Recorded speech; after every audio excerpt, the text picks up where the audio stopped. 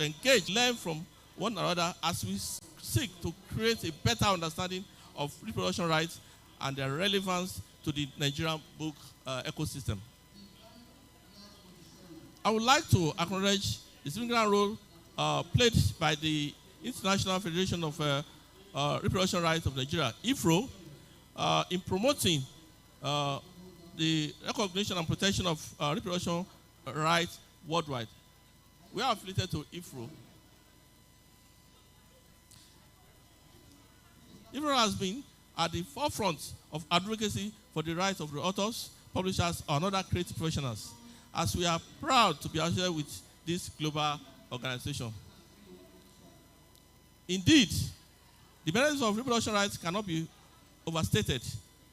By protecting the rights of authors and publishers, we are promoting a culture of creativity, innovation, knowledge dissemination, and knowledge dissemination. All thanks to SEC for making this a reality. With the recent signing of the Copyright Act 2022 by the President of Nigeria. This is another landmark. And we are talking of, before now, we are talking of the book policy. Yeah, this book policy has a lot to do in the lives of the professionals. Because, and I have that privilege of knowing what is going on in that arena. I've been to Yaoundé, Cameroon, because of this book policy. I've been to Kenya. I've been to Rwanda. Even myself and the ES of NRDC, we went to Rwanda only because of this committee. In Africa, it's a peculiar problem. Every one of us in Africa, except South Africa, they have book policy. And without this book policy, this issue of mistrust among the stakeholders will always be there. By the time we have the policy, it's going to change the narrative. And as somebody put it the other time, that it's better for you, Maman, you said it's better for you to, if you have somebody solving a problem for you, so at least you disseminate your energy on something that will even make you grow, rather than, trying to solve the problem on the surface. Furthermore, the recognition and protection of reproduction rights are critical to combating piracy, counterfeiting, and unauthorized use of material. Pose significant threats to the sustainability of the book industry. By creating awareness and understanding of reproduction rights, we can foster a culture of respect for intellectual property and promote the development of a robust and sustainable book industry in Nigeria. Ladies and gentlemen, we are glad to unveil our new website, www.repronig.com, a user-friendly website where you can learn more about the activities of the organization. So, in conclusion, I welcome you all to this forum and urge you to engage actively in discussion and activities that will take place today. Let us work together to create a more vibrant and sustainable book industry in Nigeria. One that recognizes and protects the reproduction rights of authors and publishers and other creative professionals within the book ecosystem. Thank you all. Over to our speakers from abroad now. Thank you very much.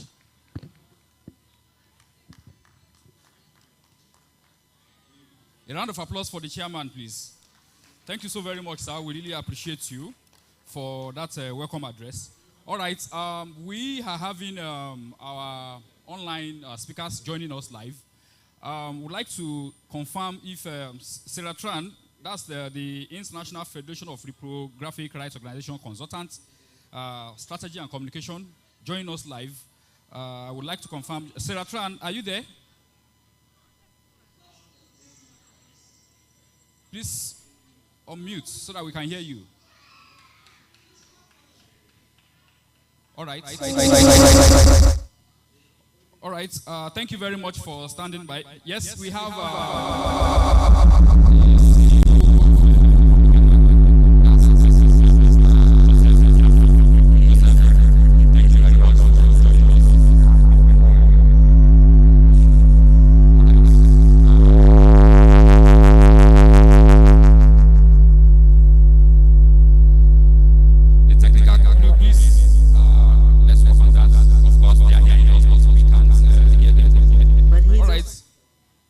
you hear us? All right, let's move on. We have in our midst Miss Dora. Dora is the CEO of Kusoma. That's the Copyright Society of Malawi. She is also online. She will be joining us as well. And of course, last but not the least, we have Olaf Stockmore. Mr. Olaf is the consultant from International Federation of Reprographic Rights Organization. And he's also joining us live. All right, next on the agenda is the address by Sarah Tran. That's the IFRO consultant on strategy and communication. All right, Sarah, if you can hear us, you have about 15 minutes to give your presentation. So, and of course, online audience, if you can hear us, please, if you have any questions, comments, or inquiries, please drop it on the chat box. Of course, our back-end officers will be there to attend to it. And of course, for the live participants as well, if we have any comments for all our online speakers, please let's ensure to put them down so that we can attend to it as we proceed. All right, Sarah.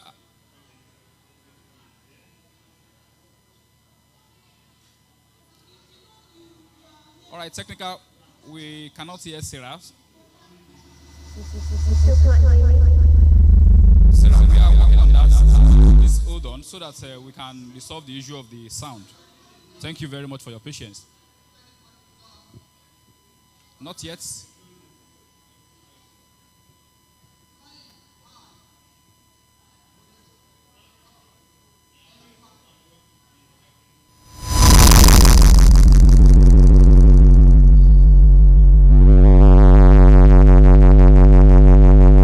Sincere apologies for the technical glitch. I want to believe that the technical team are also working assiduously to ensure that we are on the same page.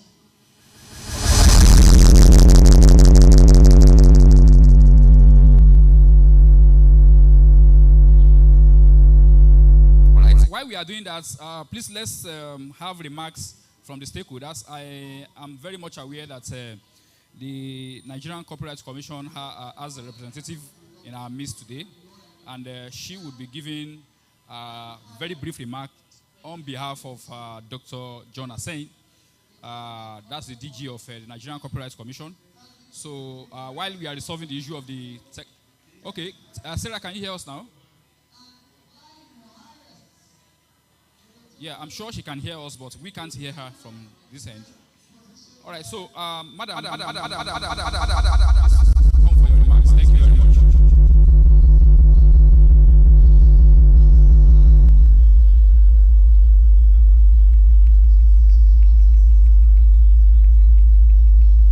Good morning, ladies and gentlemen.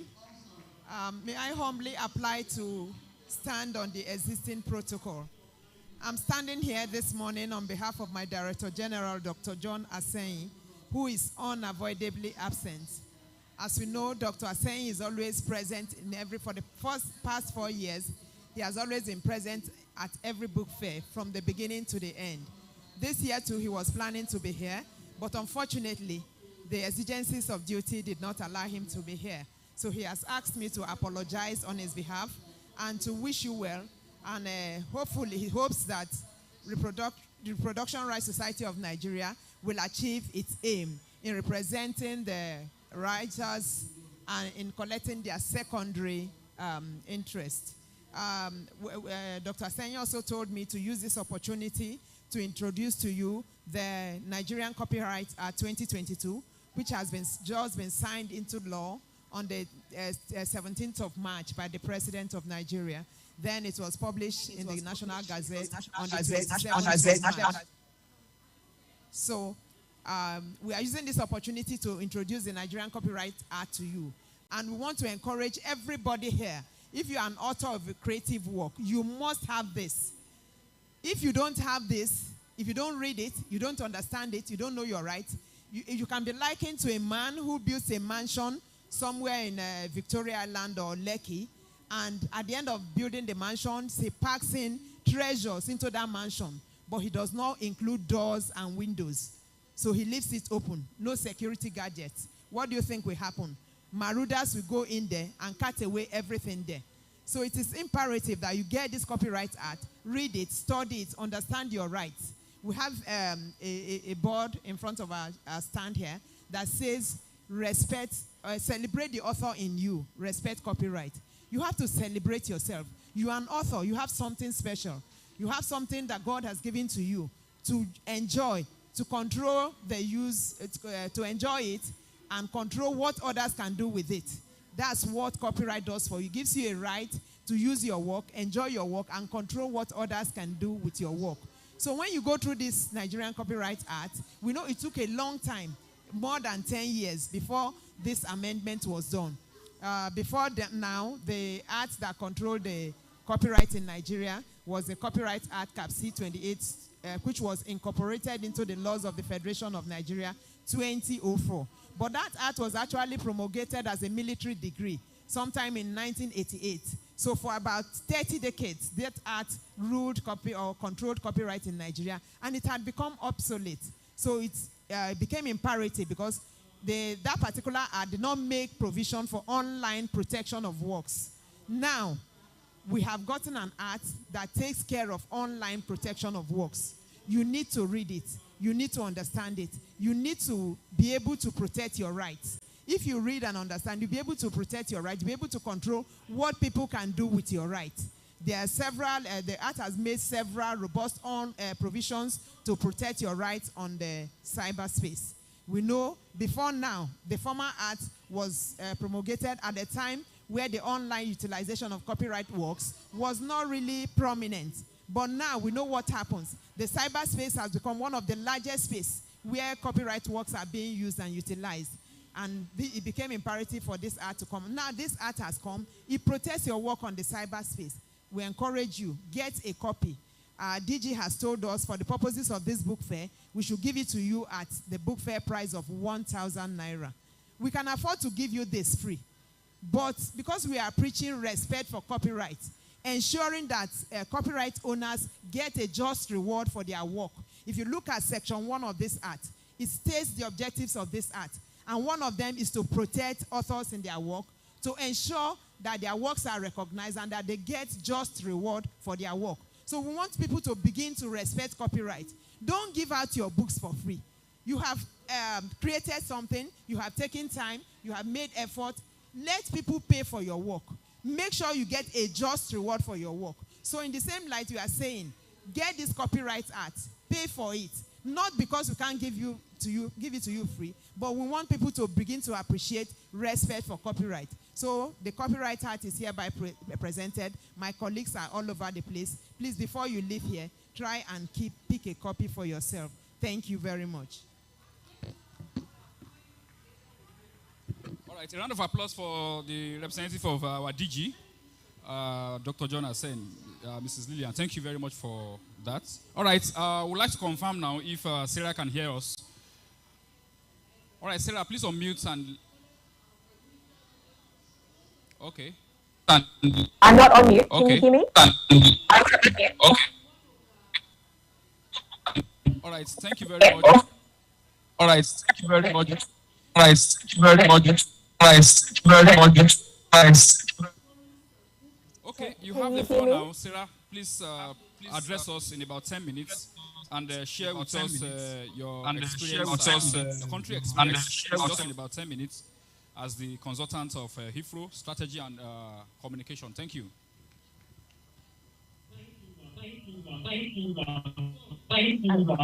Sorry, would you like me to present now?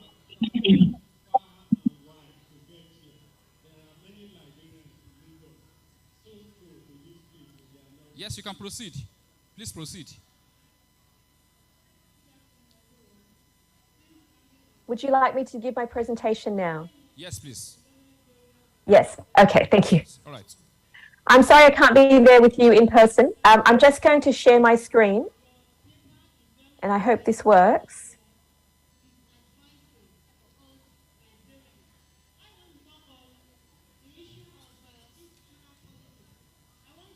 Okay. So, on behalf of IFRO, I'd like to extend a very warm greeting to all the dignitaries there today. Greetings also to our valued colleagues at REPRODUCTION, the Nigerian Collective Management Organization.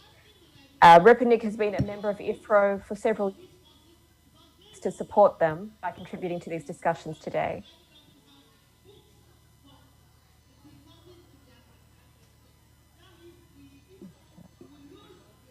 So on this slide, you can see the outline of my presentation today. I will be talking a little bit about collective management practices globally, and I'll focus on the benefits for users and rights holders, and also the important role that CMOs can play in supporting their rights holder members. And I'll be very happy to take questions at the end. So for those of you who are not yet familiar with IFRO, we are the global peak body for collective management organizations in the text and image sector. We represent 154 members around the globe, including 106 RO or CMO members in 85 different countries, as well as 48 national and international creator and publisher associations. And together, this represents several million creators and rights holders. IFRO's mission is to develop and promote effective copyright and collective management in order to ensure that the copyrights of authors and publishers are valued through lawful and remunerated use of text and image-based works. I did just want to point out that all IFRO members are required or we're governed by our Code of Conduct. And the Code of Conduct outlines best practices in several areas, including the standard of service for both users and rights holders, fair and transparent distributions, administrative deductions, and also dispute handling processes. So I think everyone here at the workshop today obviously understands the critical importance of fostering diverse storytelling talents and the important and essential task of protecting and promoting each country's unique cultural heritage. In IFRO's view, a healthy creative ecosystem is one which recognizes the social, cultural, and economic value of created content. It'll encourage and facilitate the creation of quality content, balancing the needs of both rights holders and content users by providing an ecosystem in which creators are fairly remunerated for their intellectual property without unduly restricting reasonable access to and the use of those creative works. And obviously, copyright protections are essential. They're an essential part of this ecosystem. In effect, copyrights are creative rights. An effective copyright framework and efficient licensing framework are essential in establishing a sustainable publishing chain, from author to publisher, bookseller, ultimately to the consumer. The development of a functional creative ecosystem is one that attracts ongoing investment in the creation of new content. A well-functioning copyright system is supported by three pillars. The first of these is obviously legislation. Without appropriate legislation, a copyright system supporting the moral and economic rights of rights holders cannot be sustained.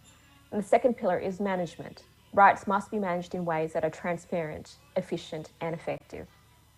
And the third pillar is enforcement. Now, when we have the legislation that's been enacted and effective management systems are in place, then we have appropriate enforcement mechanisms which are essential in ensuring that rights are properly respected and protected. And while all three pillars are essential, it is this second pillar that my presentation will focus on today. Systems play important roles in supporting the copyright system. And while individual rights holders around the globe can, and in fact do, manage their own direct licensing models in a very transparent and effective way, there are many scenarios where direct one-to-one individual licensing arrangements can be onerous and time-consuming for both rights holders and users. For example, as a rights holder, can you imagine every school in this country contacting you to arrange an individual license to copy one of your works in the classroom? And then can you imagine subsequently trying to monitor the uses of those individual works? Conversely, as a school teacher putting a lesson together, imagine the burden of having to negotiate licenses with dozens, if not hundreds, of different rights holders, generally owned or controlled by their rights holder members. An RO's authority is typically conveyed by voluntary mandates by national law, or if it's a member-based RRO, by its statute. And I did just want to highlight here that RROs have there are lots of different models of RROs all around the world, and membership can consist of any combination of the below. It can consist purely of associations, as in the UK RRO CLA is actually owned by 5 associations, including its publisher association, the author association, and then 3 separate visual arts associations. And RRO's membership can also, as in Australia, where Copyright Agency has over 35,000 members, which includes publishing houses, as well as individual authors, journalists, visual artists, and other creators. And membership of an RRO can also be a combination of both, as in South Korea, where KOLO's membership is comprised of both associations and individual rights holders.